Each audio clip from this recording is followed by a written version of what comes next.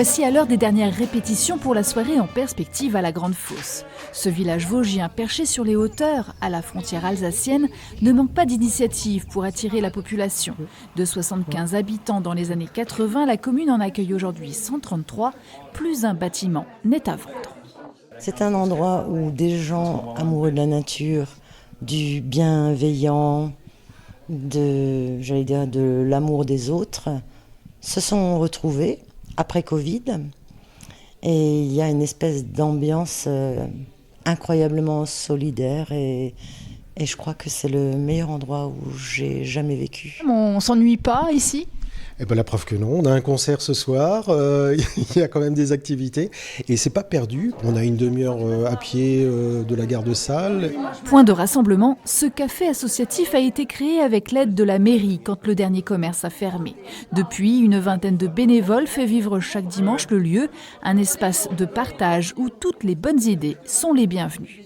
Ce café, il a plusieurs fonctions. On va dire que la première, c'est vraiment de créer du lien social et de permettre aux habitants de se retrouver dans un lieu convivial. On a aussi développé différentes petites actions, notamment les ateliers de Grande Fosse Café, qui permettent aux talents et aux compétences de la Grande Fosse de se mettre en valeur et de partager ses connaissances avec les autres habitants. L'autre singularité de la Grande Fosse est liée à son implication en termes de développement durable. Les 3 éoliennes qui dominent le village appartiennent au parc Belfailly qui alimente 15 000 foyers. Pour le maire de l'époque, un vrai défi.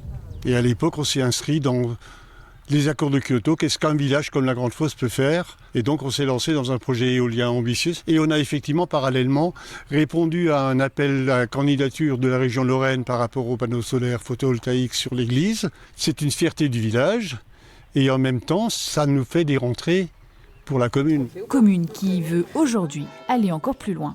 Nous, on travaille aussi la question du stockage du carbone au travers de réflexions et de projets pour une forêt résiliente et pour permettre aussi aux habitants d'utiliser leurs déchets verts plutôt que de les amener en déchetterie. Et c'est pour ça qu'on a acheté un broyeur. L'isolation des bâtiments est à l'étude ainsi que la réfection des places du village pour entre autres déperméabiliser les sols et stocker de l'eau en cas d'incendie ou sécheresse.